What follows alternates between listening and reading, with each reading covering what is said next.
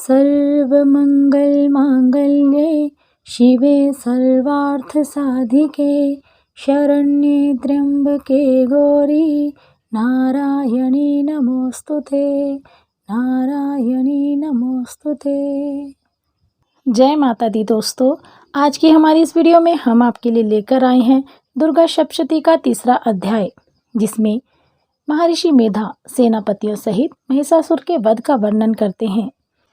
महर्षि मेधा ने कहा, महिषासुर की सेना नष्ट होती देखकर उस सेना का सेनापति चक्षुर क्रोध में भरकर देवी के साथ युद्ध करने के लिए आगे बढ़ा।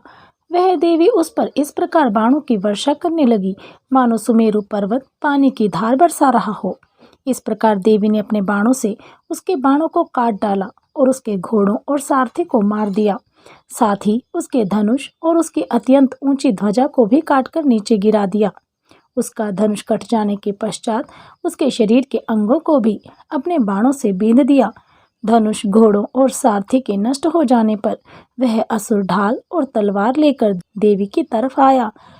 उसने अपनी तीक्ष्ण धार वाली तलवार से देवी के सिंह के मस्तक पर प्रहार किया और बड़े वेग से देवी की बाईं भुजा पर वार किया, किंतु देवी की बाईं भुजा को छूते ही उस दैत्य की तलवार टूटकर दो टुकड़े हो गई। इससे दैत्य ने क्रोध में भरकर शूल हाथ में लिया और उसे भद्रकाली देवी की ओर फेंका। देवी की ओर आता हुआ वह शूल आकाश से गिरते हुए सूर्य के समान प्रज्वलित हो उठा। उस शूल को अपनी ओर आते हुए देखकर देवी ने भी शूल छोड़ा और महाअसुर के शूल के 100 टुकड़े कर दिए और साथ ही महाअसुर के प्राण भी हर लिए। चक्षुर के मरने पर देवताओं को दुख देने वाला चामर नामक दैत्य हाथी पर सवार होकर देवी से लड़ने के लिए आया। उसने आते ही शक्ति पर प्रहार किया, किंतु देवी ने अपनी हुंकार से ही उसे तोड़कर पृथ्वी पर डाल दिया। शक्ति को टूटा हुआ देखकर दैत्य ने क्रोध से लाल होकर शूल को चलाया, किंतु देवी ने उसे भी काट दिया। इतने में देवी का सिंह उछलकर हाथी के मस्तक पर सवार हो गया और दैत्य के साथ बहुत ही तीव्र युद्ध करने लगा। फिर वह दोनों लड़ते हुए हाथी पर से पृथ्वी पर आ गिरे और दोनों बड़े क्रोध से लड़ने लगे। फिर सिंह बड़े जोर से आकाश की ओर उछला और जब पृथ्वी की ओर आया तो उसने अपने पंजे से चामर के सिर को धड़ से अलग कर दिया। क्रोध में भरी हुई देवी ने शिला और वृक्ष आदि की चोटों से उदग्र को भी मार दिया। कराल को दांतों, मुक्कों और थप्पड़ों से चूर्ण कर डाला। क्रोधित हुई देवी ने गदा के प्रहार से उद्यत दैत्य को मार गिराया। तीनों नेत्रों वाली परमेश्वरी ने त्रिशूल से उग्रास्य, उग्रवीर्य और महाहनु नामक राक्षसों को मार गिराया।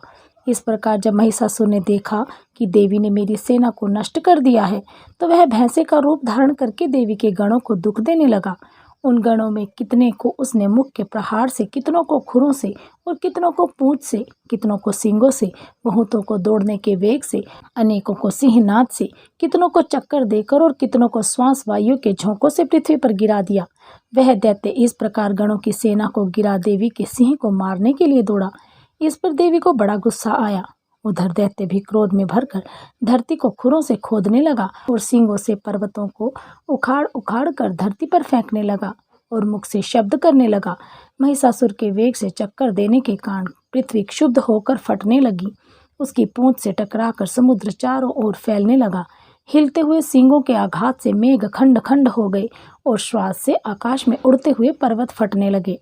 इस तरह क्रोध में भरे हुए राक्षस को देख चंडिका को भी क्रोध आ गया और वह उसको मारने के लिए क्रोध में भर गई।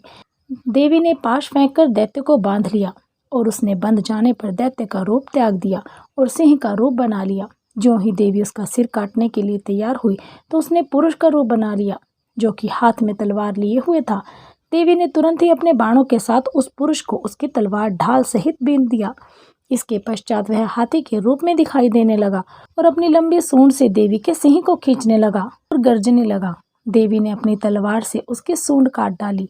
तब राक्षस ने एक बार फिर भैंसे का रूप धारण कर लिया और पहले की तरह ही चर अचर जीवों सहित समस्त त्रिलोकी को व्याकुल करने लगा।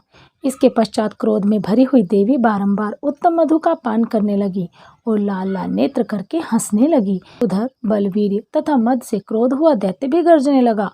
अपने सींगों से देवी पर पर्वतों को फेंकने लगा। देवी अपने बाणों से उसके फेंके हुए पर्वतों को चूर्ण करती हुई बोली, ओ मूढ़, जब तक मैं मधुपान कर रही हूँ तब तक तू गर्ज ले और इसके पश्चात मेरे हाथों तेरी मृत्यु हो जाने पर देवता गरजेंगे। महर्षि मेधा ने कहा। यूं कहकर देवी उछलकर उस दैत्य पर जा चढ़ी और उसको अपने पैरों से दबाकर शूल से उसके गले पर आघात किया। देवी के पैर से दबने पर भी दैत्य अपने दूसरे रूप में बाहर आने लगा। अभी वह आधा ही बाहर निकल कर आया था कि दैत्य युद्ध करने लगा तो देवी ने अपनी तलवार से उसका सिर काट दिया। इसके पश्चात सारी राक्षस सेना वहां से हाहाकार करती हुई भाग खड़ी हुई। सब देवता अत्यंत प्रसन्न हुए। ऋषियों महर्षियों सहित देवी की स्तुति करने लगे। गंधर्वराज गान करने लगे। अप्सराएं नृत्य करने लगी। बोलिए अम्बे जगदम्बे माता की जय। दोस्तों, आज हमारा दुर्गा सप्तशती का तीसरा अध्याय समाप्त हुआ। अगली वीडियो में हम आपके लिए लेकर आएंगे दुर्गा सप्तशती का चौथा अध्याय। तो बने रहें हमारे साथ। आप सभी का हमसे जुड़े रहने के लिए बहुत बहुत धन्यवाद। जय माता दी। तो दोस्तों, यदि आप हमारे चैनल पर पहली बार आए हैं तो कृपया हमारे चैनल को सब्सक्राइब करें, बेल आइकन भी दबाएं ताकि आपको हमारी हर वीडियो की अपडेट प्राप्त होती रहे। यदि आपको हमारी वीडियो पसंद आई है तो इसे ज़्यादा से ज़्यादा शेयर करें। बहुत बहुत धन्यवाद।